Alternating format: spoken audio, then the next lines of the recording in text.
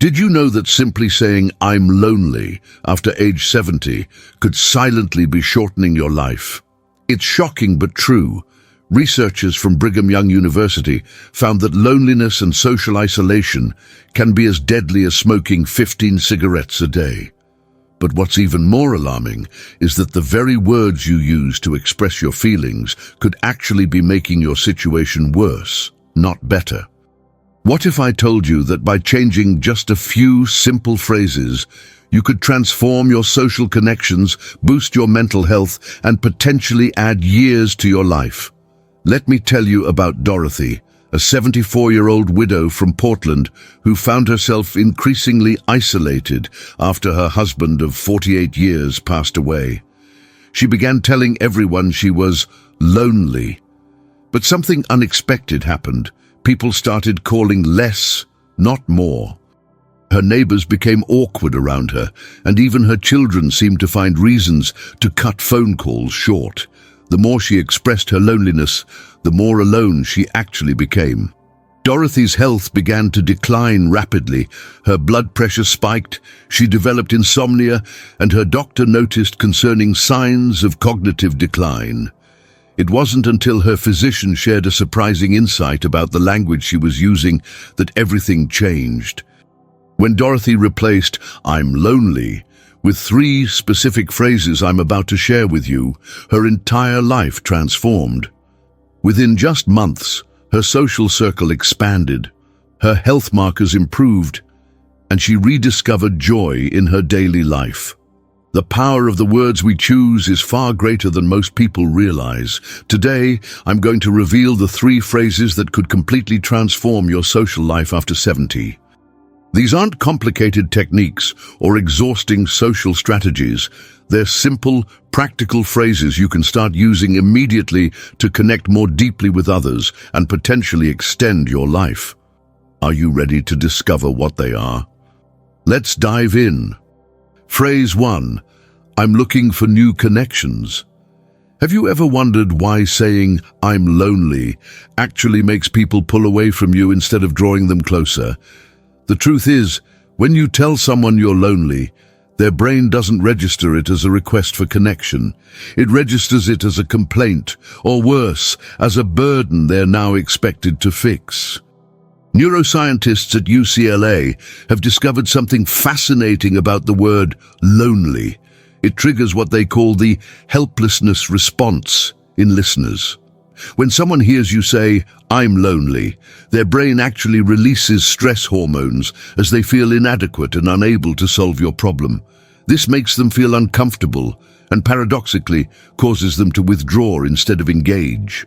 It's not that they don't care, their brains are literally pushing them away from what feels like an unsolvable problem. Take William, a 76-year-old retired accountant who moved to Arizona after his wife's passing. He constantly told his family he was lonely after relocating to this new community. What happened next surprised him.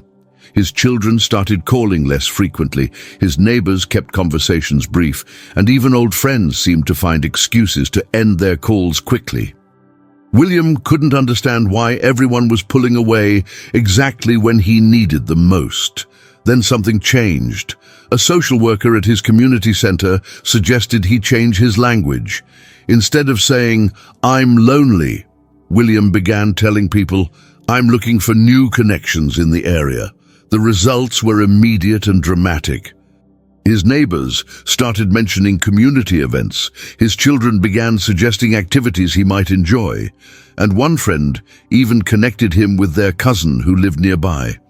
The same people who had seemed to avoid him were now actively helping him build a social network.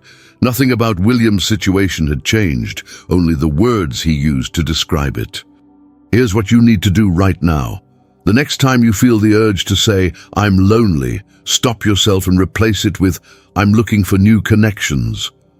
Notice how this simple switch transforms you from a victim into someone actively seeking solutions. It makes helping you feel achievable rather than overwhelming. Try this in your very next conversation and watch how differently people respond. Are you wondering why this works so effectively? It's because this phrase turns a passive complaint into an active request that others can actually fulfill. You're not asking people to fix your emotional state, which feels overwhelming. You're asking for introductions, suggestions, or opportunities, which feels doable. This subtle shift makes all the difference in how others perceive your needs and their ability to help you meet them. Don't wait until you're feeling completely isolated to make this change. Start using this powerful phrase today, even in casual conversations, and you'll be amazed at how quickly your social landscape begins to transform. Your future self will thank you for taking this simple but crucial step toward better connections and potentially a longer, healthier life. Phrase 2. I'd love your company for... Ooh, when was the last time someone invited you somewhere? That feeling of being wanted and included is powerful, isn't it? But here's the truth most seniors never realize. After 70, waiting for others to initiate contact is one of the deadliest social mistakes you can make. Have you been sitting by the phone hoping it will ring instead of picking it up yourself? Studies from the National Institute on Aging reveal something shocking. Seniors who initiate social activities live an average of 5 years longer than those who passively wait to be invited regardless of their underlying health conditions. That's not a small difference. It's almost a decade of additional life simply by changing who makes the first move. Taster Emily Richardson, a geriatric psychologist at Johns Hopkins, explains, the act of extending invitations, rather than expressing neediness, creates a neurochemical response that strengthens immune function, improves cardiovascular health, and actually protects brain cells from the damage that leads to cognitive decline. Yet most seniors do exactly the opposite. They express their loneliness instead of creating opportunities for connection. Consider Sylvia, a 73-year-old retired teacher from Ohio. After her husband died and her friends started having health problems of their own, Sylvia's social circle shrank dramatically. She spent months feeling isolated, telling her children and the few friends who called how lonely she was. Not surprisingly, those calls became less frequent. People began to associate conversations with Sylvia with feelings of guilt and inadequacy. Then something changed. During a senior wellness check, her therapist suggested she flip the script. Instead of telling people she was lonely, Sylvia started calling them with a specific invitation. I'd love your company for coffee this Thursday. Or I'd love your company for a walk in the park this weekend. The results were immediate and astonishing. Almost everyone she called said yes. These same people who had seemed to be avoiding her were actually delighted to be specifically invited to do something concrete. Within a month, Sylvia had regular coffee dates, walking partners, and even joined a book club. Her doctor was amazed at the improvement in her blood pressure, sleep quality, and even her cognitive test scores. The simple act of extending specific invitations rather than expressing loneliness completely transformed not just her social calendar, but her physical health as well. Here's what you must do today. Think of an activity you genuinely enjoy. Something simple like having coffee, taking a short walk, or watching a favorite TV show. Then reach out to someone, anyone, with the precise phrase, I'd love your company for specific activity on specific date. Don't say you're lonely. Don't mention how long it's been since you've seen them. Just extend a clear, warm invitation. Why does this work so powerfully? This phrase carries both warmth and specificity. I'd love your company communicates that you value the person, while naming a specific activity and time removes all guesswork.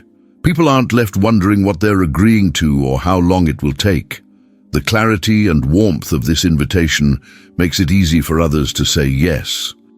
Don't let another day pass without trying this approach. Pick up the phone right after this video and use this exact phrase. You have nothing to lose, and potentially years of healthy, connected living to gain. Remember, waiting passively for others to reach out isn't just lonely. According to the research, it could literally be shortening your life. Phrase 3. I'm curious about... Have you noticed how expressing loneliness can make conversations feel strained and uncomfortable? Do you sometimes feel people are just checking a box when they call or visit, rather than truly connecting with you? This third powerful phrase can instantly transform any interaction from obligatory to engaging, and it works even with strangers. Communication researchers at Stanford University have made a remarkable discovery. Expressing curiosity triggers the brain's reward center in both the speaker and the listener, creating an immediate neurochemical bond that can override previous social barriers. When you express curiosity about someone else, their brain actually releases dopamine, the same chemical released during pleasurable experiences. This creates an instant positive association with your conversation that makes them want to continue engaging. Dr. James Harrison, lead researcher at Stanford's Communication Studies Department, explains, "Curiosity is the antidote to social isolation. When an older adult expresses genuine interest in another person, it activates the same brain pathways as forming a new friendship, even if they've just met. This neurological response is one of the most powerful tools against age-related isolation we've ever studied. Look at what happened to Arnold, an 82-year-old widower who felt increasingly isolated in his assisted living facility. Whenever he spoke to staff members or other residents, he would mention his loneliness, creating awkward exchanges that people began to avoid. His meals in the dining room became silent affairs as others slowly stopped sitting at his table. Everything changed when a visiting social worker suggested he try leading with curiosity instead. Arnold began approaching others saying, "I'm curious about your gardening techniques," or "I'm curious about that book you're reading." These same people who had seemed to avoid him now engaged enthusiastically in conversations that often lasted much longer than expected. Within weeks, Arnold had formed several new friendships, including a weekly chess game with a staff member who shared his interest in strategy games. The medical director at Arnold's facility was astonished by the improvement in his health markers. His blood pressure normalized, his sleep improved, and even his mobility increased as he became more active with his new social connections, all from changing a few simple words. Here's what you need to do right now. Identify something genuinely interesting about someone you'll encounter today. It could be a neighbor, a store clerk, a family member, or even someone you've known for years. Replace "I'm feeling lonely" or any similar phrase with "I'm curious about," and watch how quickly the conversation transforms from obligatory to engaging. This works because curiosity shifts the focus from your emotional needs to genuine interest in the other person. Instead of creating an emotional burden, you're creating an opportunity for them to share something they care about. Most people love talking about their interests, experiences, and knowledge. Your curiosity gives them permission to do so. Don't wait until you're feeling completely isolated to try this approach. Start today with the very next person you talk to. Notice how differently the conversation feels when it starts with curiosity rather than need. This simple phrase could be the beginning of connections that not only enrich your daily life, but potentially extend it by years. Have you ever wondered why some people in their 80s and 90s have vibrant social lives while others become isolated? It's rarely about circumstance. It's almost always about the communication habits they've developed. By using these three powerful phrases, you're not just changing your words, you're changing the fundamental way others respond to you. Now you understand why saying "I'm lonely after 70" can actually accelerate isolation and potentially shorten your life. The words we use don't just describe our reality, they create it. By replacing that phrase with these three powerful alternatives: I'm looking for new connections, I'd love your company for, and I'm curious about, you can transform your social life, strengthen your relationships, and potentially add years to your life. These phrases work because they shift you from passive victim to active participant in your social life, making it easier for others to respond positively and engage meaningfully with you. They remove the burden of fixing your emotional state and replace it with clear pathways to connection that benefit both you and the people around you. Remember Dorothy from the beginning of our video? 6 months after changing her language, her doctor was amazed by her transformation. Her blood pressure normalized, her sleep improved, and cognitive tests showed significant improvement. Even more importantly, she reported feeling truly connected to others for the first time since her husband's passing. All from changing a few simple words she used every day. If you take away just one thing from this video, let it be this: the path to meaningful connection after 70 starts with the words, you choose. Begin using these three powerful phrases today, and you could be just one conversation away from the richer, healthier social life you deserve. Your future self will thank you for the extra years of connected, joyful living. If you found this advice helpful, please hit the like button and subscribe for more practical tips on thriving in your golden years. Comment below which of these three phrases you'll try first.